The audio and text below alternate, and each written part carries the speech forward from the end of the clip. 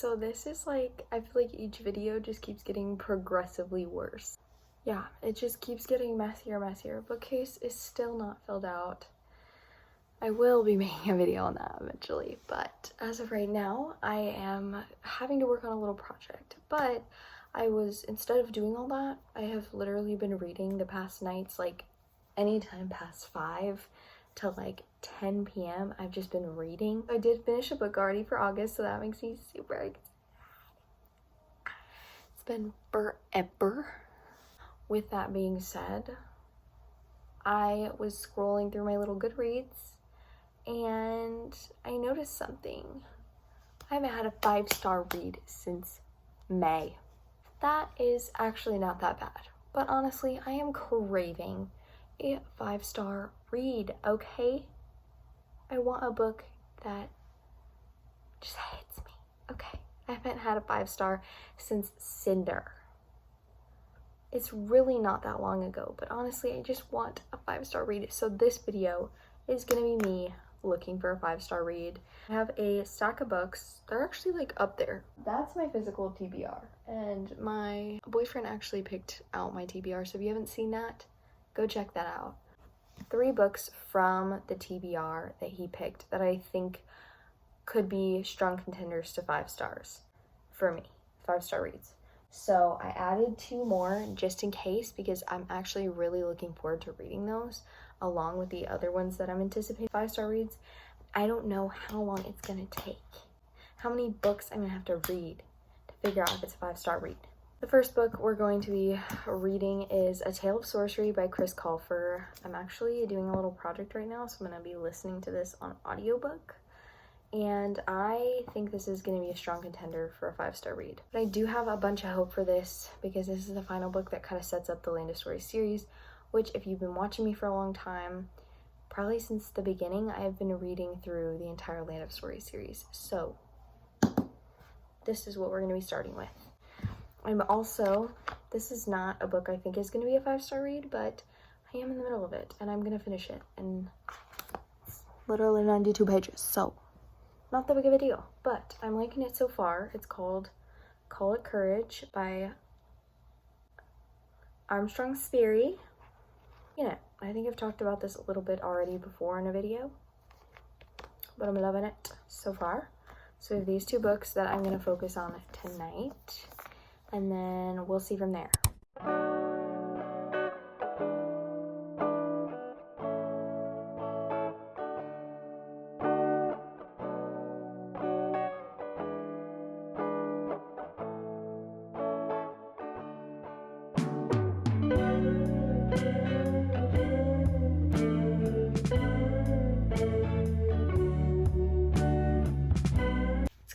August, I think it's 13th.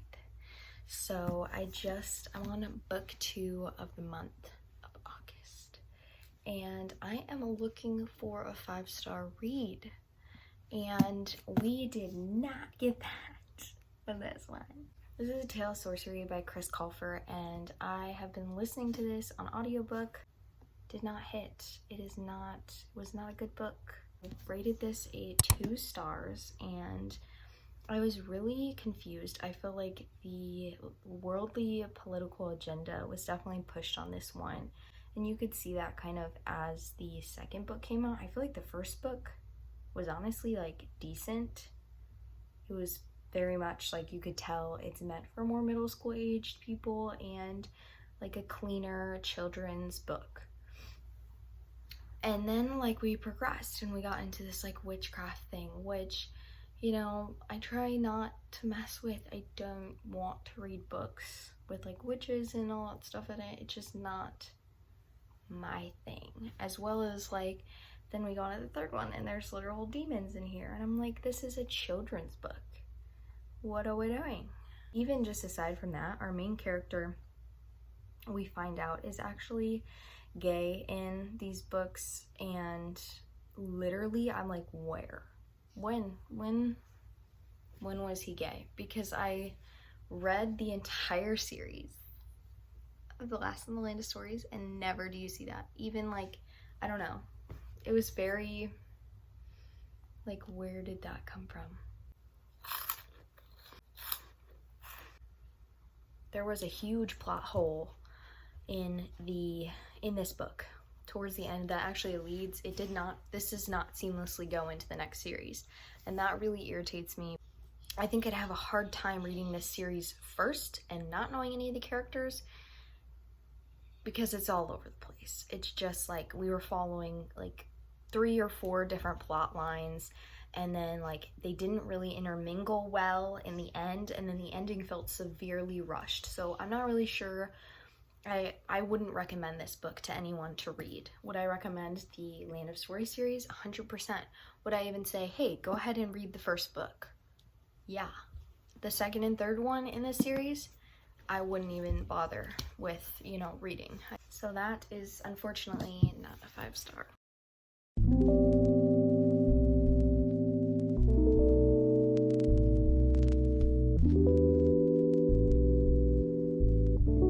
Just started Powerful by Lauren Roberts, and if you don't know, I read Powerless a little bit ago and I gave it a 5-star. I think about it all the freaking time. I literally love that book. It's one of my top favorite books. This is the novella to that book. It just came out not that long ago, and then the second one came out this July. So I have both of them. The third one will come out next year. This is going to be a part of a trilogy, but this is our little novella, which is actually a decently sized novella. This is like 245 pages, I think. And we're getting Peyton's best friend from the first book. And if you've read the first book, you know that there's a lot that happens in that book, and you just need to read that first. But this book, I have kind of put off because I was afraid it was gonna make me cry, and I literally already can sense that. So I brought out my annotating stuff, and I've literally read one chapter, literally the prologue, and I've annotated something on every page. Page 18. Lauren Roberts, I decided as of right now, she can do no wrong, and it's freaking amazing. Her writing is just beautiful. I mean, like, let me just read this to you. In fact, if most of the people yelling in my direction actually got to know me, I'm sure I would make a completely respectable impression under different circumstances. She meets Peyton, and then Peyton obviously has like silver hair. And so she's like running right now, and she says, "And if I make it out of this unscathed, I'm determined to find a fabric of the same shimmering shade." Why is that gorgeous? Am I just like delusional, or is that actually stunning? It's been a really, really messed up week. Na na na na na na na na na.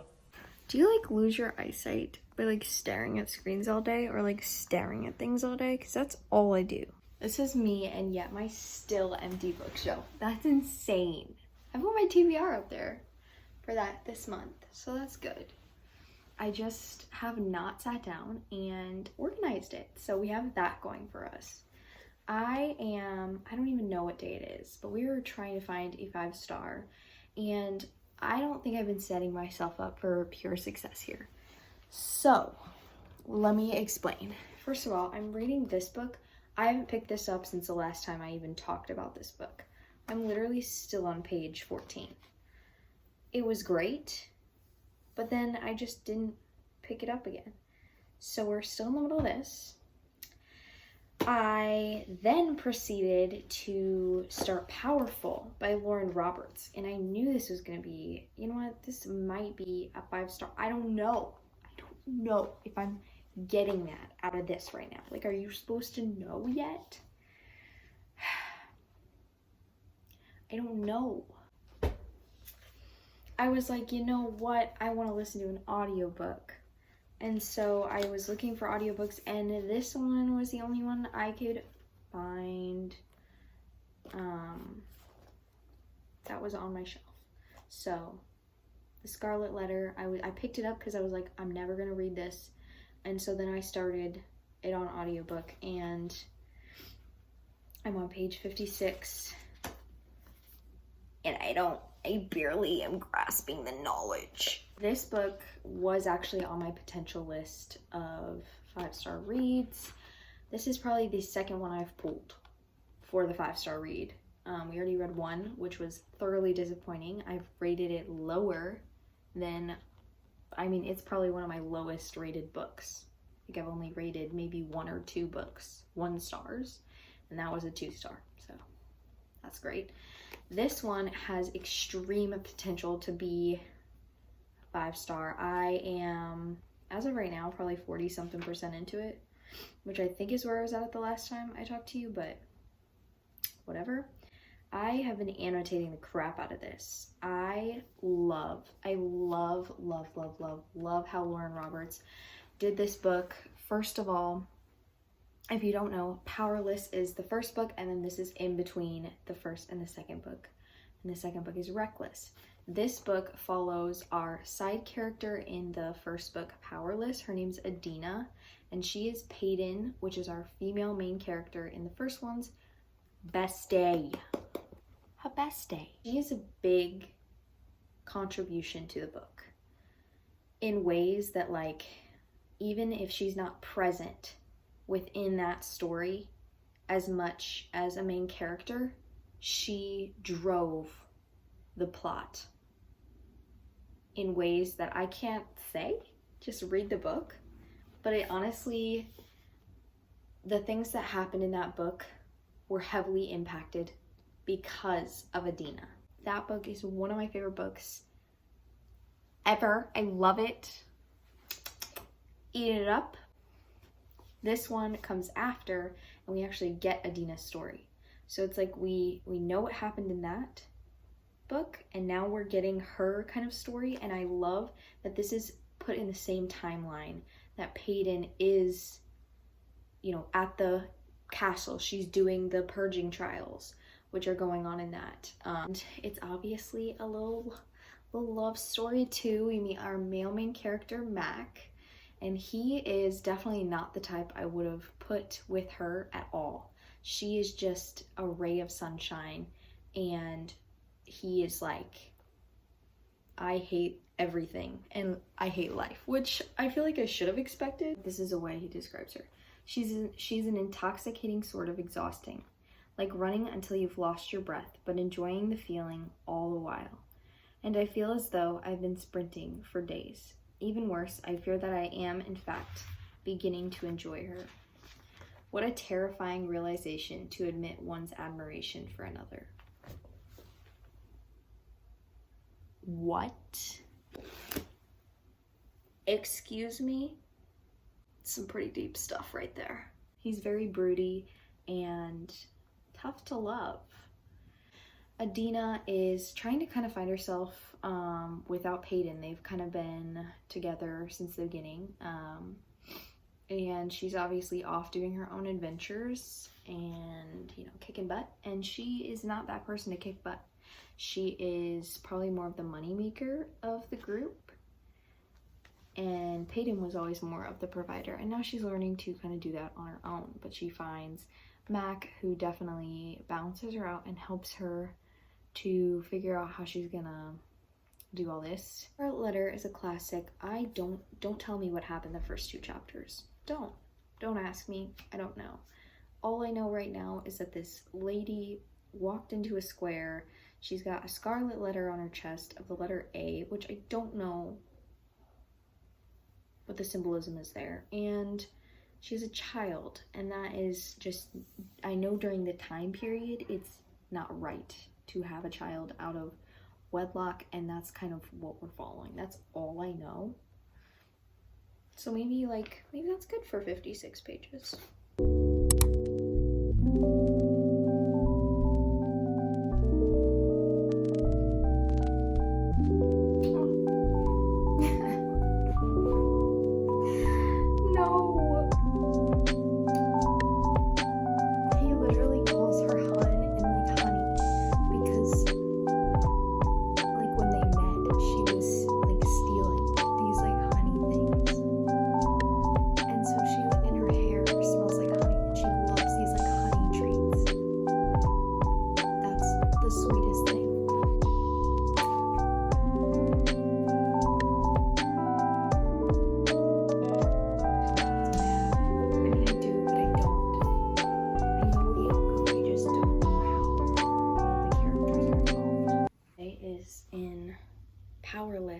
most powerful character that we would put, I mean, if you put her up against, I mean, it feels like she can take down armies, she's defeated things, in shown herself and proven herself as a powerful person, is put in the most powerless situations where there's no other way to feel but powerless. And so much stuff happens in there that she can't control and she can't, work with. And then our character that we would think in here, Adina, who we would think of as like a more powerless character, someone who doesn't know how to fight, someone who's not strong-willed in a sense to stand up for herself, but to run.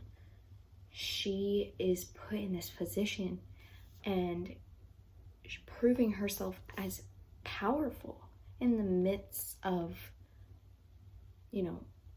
difficulties and stuff like that. So I think that's pretty cool, Lauren Roberts. I did it. I found my 5-star read. Let me just give you my whole rundown process here, okay? First of all, I thought this was gonna take longer, but once you hear my process out, you're gonna be like, that is crazy. First, I picked up my most highly anticipated read, the one I was most excited for and had the most hope for, Tale of Sorcery by Chris Colfer. Absolute flop. I rated this a 2-star. So disappointed. Then I picked up my next most anticipated, which was Powerful by Lauren Roberts, and I got about here.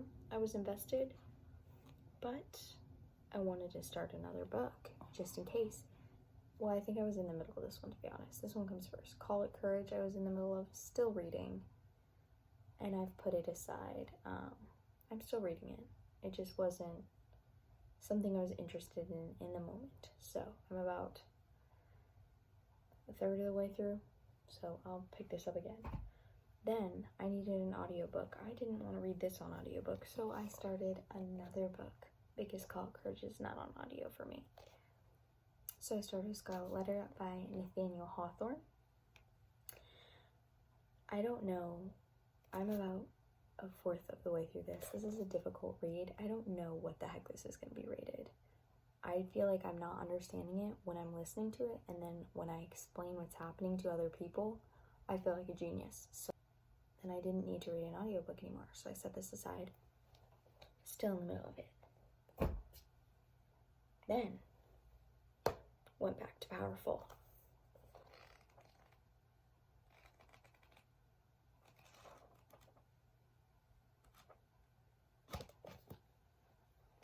That was my reaction.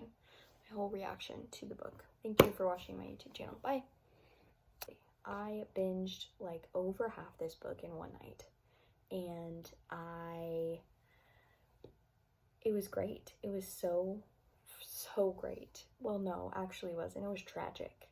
This was perfect, and I wouldn't put it any other way.